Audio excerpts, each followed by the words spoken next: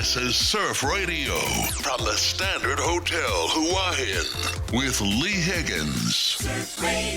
My special guest this morning is Patrick Letica. Good morning, Patrick. Good morning, Leigh. Did I pronounce your surname correctly? Yes, you did. Oh my gosh, thank you.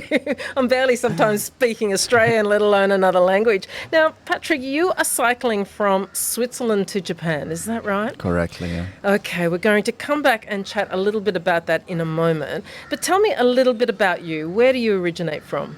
I'm originally from Croatia, Okay. but born and grew up in Switzerland. Okay. And so when did you just, roll over one morning and decide, well, I'm going to, cycle all the way across the world?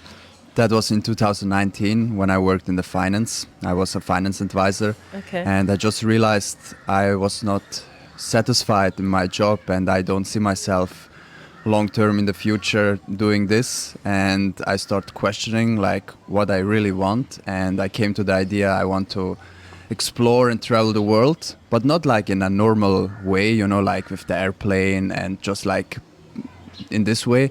No, I always need a challenge. So I said, why not with a bicycle? Oh, Patrick, this is a challenge. Like when you say, I want a challenge, like most people go, well, I just want to, maybe give up a drink a day. But Yeah. you go, no, I'm going to cycle across the world. Exactly, yeah. So are you a cycling nut? Never. Really? No, I never cycled before. I also didn't have a bicycle, but that's not a reason to, not to do it, right? Were you, no, well, that's true. But were you fit beforehand? Like you must be fit now Yes. to do what you're doing. But was fitness and health and well-being a big thing for you before you started this journey? Absolutely. I played 15 years professional football. Then I start doing Brazilian Jiu-Jitsu, which is martial art. Okay. And this I'm doing now for 4.5 years. So I'm really fit, but I never cycled. But that's also not a big deal because by time it was getting better and better. So, yeah. So when you started out, like how did you know where you wanted to go and what you wanted to do? I always knew I want to go to Japan because it's just like a dream destination for me. It's like I have a calling from Japan, It's like a magnet. And I knew, okay, the road would be probably going to Japan. And so I have just to figure out, okay, which route I'm going to take, like across which countries I'm going to cycle. And by time I made like this route, but I also had to change it because when I was in Turkey, the first idea was to go into Iran. But at this time, it was not the best time to go. So I decided just to go south to Iraq. And then I cycled Iraq, Kuwait, Saudi Arabia, Bahrain, Qatar, and UAE. And from there, I went to Pakistan. Wow. Yeah. So nothing frightens you by the sounds of No, it. you have to be flexible and you have to just go with the flow sometimes because when you get stuck and you really want it, no, sometimes you just have to step back and go with the flow. That's a much better decision. And you're doing this on your own? Have you got other people No. supporting you? Like you don't have a support team, in a car behind you? No. I'm completely alone. I'm also sleeping in the nature in my tent. I'm since I started until now, always alone on the road. Sometimes, of course, you meet some people and it vibes, and then you can just travel a little bit with them together. But I prefer to cycle alone. Right, now I'm going to ask you about what has been your favourite country so far on your journey. Is that hard to answer? There are many nice and beautiful countries. A special moment was when I reached Croatia and cycled at the coast. That was just beautiful and amazing. And I was super surprised of the Arabian countries. Oh, okay, why? Yeah, because like the hospitality is unbelievable. They are super kind and it's just, a nice area. But you're cycling through desert, no? Is that right? Right. So how did you cope with that? Because I never saw a desert before. It was like something special for me. And again, like a big challenge. And I liked it. So I really enjoyed the time when I cycled across the desert. Of course, I had hard moments when I had like headwind and a sandstorm was going on, but that's life. You have to keep cycling, right? Keep going. Keep going. And a country that probably was more challenging, or a place that was more challenging to you? Pakistan and India. Tell us about that. It's just completely different. It's so busy though, isn't it? Like It's the roads, it just does unbelievable. not stop. No. My friend, he said, like, people here on the street, they are like flies. Okay. They are everywhere Yeah. on their motorbike, and it's just really crazy. When I just stopped for a short break, after like 20 seconds, I had like 10, 15 people around me, standing, staring at me, sometimes like touching me, you know, like saying, what is this? Is this real? Is he real? Yeah, it's like, Is this guy no, real? it's really crazy, you know, and when you're not used to, it's like, it was a little bit hard, you know, but it also learned me many things, like life is like other people are like a mirror to you. So how you react and how you feel, it will also come to you. So in the beginning I was a little bit sometimes angry because it was just too much, and I didn't feel comfortable. And by time I realized this, and I start just letting go and just to accept this, and then it was better. Has there been any time that you felt unsafe? I had some just maybe a little bit difficult situation, like when I was cycling in the north of Pakistan and across a small village.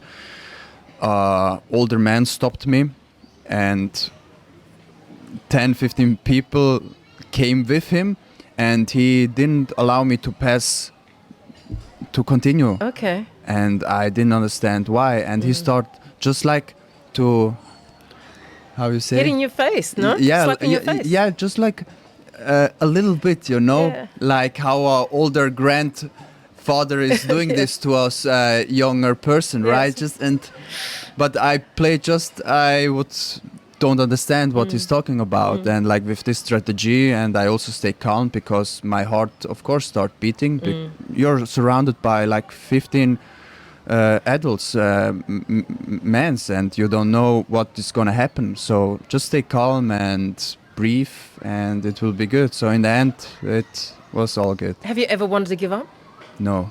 Why not? Giving up Really? is not an option. Not an option. But you must have had some thoughts every now and again. When was the first time you sort of thought, oh, maybe this is not right or not for me? Did you have that? Yeah, and after I just started my journey. You're kidding. No, really. Like where it was going uphill, like Yeah. all the full day, like for 100 kilometers just uphill, and I just asked myself, like, Patrick, what are you doing? Because you started in Switzerland. So I this started in is, Switzerland. Yeah, it's a hilly region. Yeah, and you know it well. I know it well. Yeah, of course. And I passed on one of the highest passes, the Gotthard Pass, Yes. and it was super tough. The first day I was completely like on my limit. Yeah. But I just was thinking, okay, it's hard, but yeah, it's your decision. You have to Yeah. go through it. So keep going. Because when you look back on your life, you're going to have an incredible story to tell your friends Absolutely. and family. This morning, my special guest is Patrick Letica, and he is a solo cyclist traveling from Switzerland to Japan. And you're now here in beautiful Huahin. Yeah. Yeah. So what made you stop here in Huahin? Because my friend Stefan, he's a really good friend from Switzerland. I met from Brazilian Jiu-Jitsu. Okay. And he's living now here for 3 years. And I'm now at his place. We're training every day Jiu-Jitsu. He's also teaching kids Brazilian Jiu-Jitsu. Right. So if you're interested, then check his homepage. It's brabjjthailand.com. Okay. And yeah, he's just doing amazing work. And I really enjoy the time here with him and his family, and just like, yeah, the energy and the vibe in Huahin. So yeah. So you're sort of recharging a little bit here by the sounds of Exactly. it, which I think you have Right. to do, wouldn't you? Yeah, absolutely. It was like a big stop for me because I knew, okay, I can stay here with my friend. My family will also come and visit me again after this time. And like the hardest countries I passed, which is, yeah, the Arabian countries, Pakistan, India. And yeah, now I just enjoying the time here, recharge. And next year, end of January, I will continue. Are you close? Have you got a close family network that are missing you, or tell me a little bit about that? Yeah, they're missing me, but they also support me a lot. So my sister, she just came with her husband, my brother-in-law, and we stayed for 1 week together in Kopangan. Okay, beautiful. It was beautiful. Yes. And end of the year, my mom will come, Yes. and then I will go with her to Phuket, Yes. show her Phuket a little bit. Yes. And yeah, maybe next year my dad will also come to Japan when I arrive. Yeah, so I think that, you just need that little inspiration and that family contact, I suppose, along the way. Yeah. It's something really important, I figure out, to have the contact to your friends and family during a trip like this, because I can be alone by myself. That's like really easy for me. And still it's nice if you know the people are around you. Even if they are not in person next to you, they are like in your heart, close to you. And it's just open your phone, go to WhatsApp, chat, and there you are, you can call them every time. So easy. Technology today is great. Yeah, it can help you. So what's your next steps? Where do you go from here? So when I continue, end of January, I will cycle from Huahin to Bangkok, then to Cambodia, Vietnam, all the way up to China, to Beijing. And from there, I have to figure out if I can take a ferry to South Korea or I have to fly. And then South Korea, and then Japan. So And why did you pick Japan it's as because it's your end point, isn't it? Exactly. Yeah, why did you pick Japan? I think in my previous life I was a samurai. I've only known you for a short time, but why does that not surprise me, right? I don't know. I have just like this really strong connection to Japan. I also started learning by myself Japanese before like 2 years, and it's just something I really like, everything about Japan. So, but I never visited. Yes, well, now this is your opportunity, right? Yeah, I go like in the right way to Japan, with my bicycle for the first time. Well, I'm going to take another short break and we'll come back and chat about a little bit more about, I've seen you on Instagram, so I want to chat about your projects that you're into. On Surf Radio, and my special guest this morning is Patrick Letica, and you're travelling solo from Switzerland through to Japan. Your story just sounds very, very inspirational. I'm really, really excited for you. But I've been checking out your Instagram page, because is that your main social media outlet? Yes, it is. Yeah. And on there, I saw something called the BJJ project. What does that mean? So BJJ means Brazilian Jiu-Jitsu. Okay. And the project is about supporting the favelas in Brazil, where I visit like twice, in the city Recife. It's in the north. Okay. And when I was there and training BJJ, because my professor, my teacher, he comes from there. Yes. So I stayed with him and I met all his friends, and I trained everywhere, and I just ask myself, hey, maybe I could like combine this, helping other people with my cycling project. And so I just came to this idea and I started it. So I'm collecting now money for the poor kids there, which really don't have like nothing. And with BJJ, they have like a super opportunity to like build discipline, to focus on themselves and not to going to this side of criminality, drugs, and which is like common, like normal in Brazil. So this gives them like a lot of power and like help. So that's what I'm doing, collecting money, helping them. And on the way I also had the opportunity to help in Delhi, in India, NGO, which I also trained there in a fighting school, BJJ. And we helped kids which are living in a park and they have like nothing. We bought them food, we teach them some self-defense, just that they're getting stronger for this super tough life there. And that's what I'm doing, and it's beautiful when you can give something back to other people, especially kids, because they really appreciate your help, and they just they're super happy when they can do something with you. Oh, Patrick, you are so inspirational.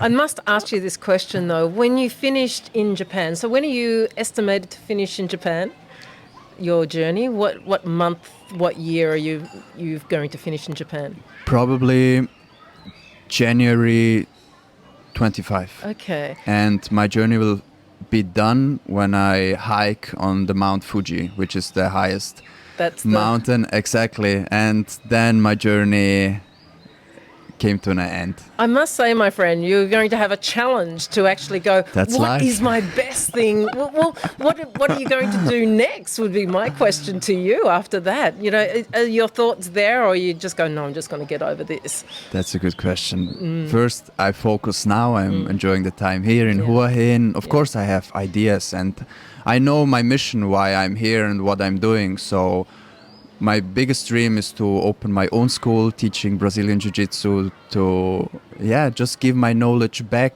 to other people, and also supporting people like with mental things, mental strength, like what is discipline, how you can build this and just stay strong.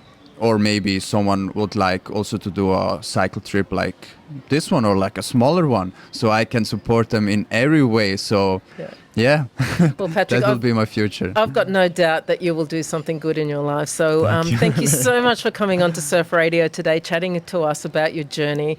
I wish you all the best, and no doubt we'll be following your journey through on Instagram. And but thank you very, very much for coming in and chatting with me today, and best wishes. Thanks a lot, Leigh, for this opportunity. And if you like to follow my journey, then you can follow me on Instagram. It's patrick.letica, or just My Way to Japan, and you will find me. Fantastic. Enjoy your day. Bye-bye. Bye-bye. We are Surf Radio. Online at surf.radio.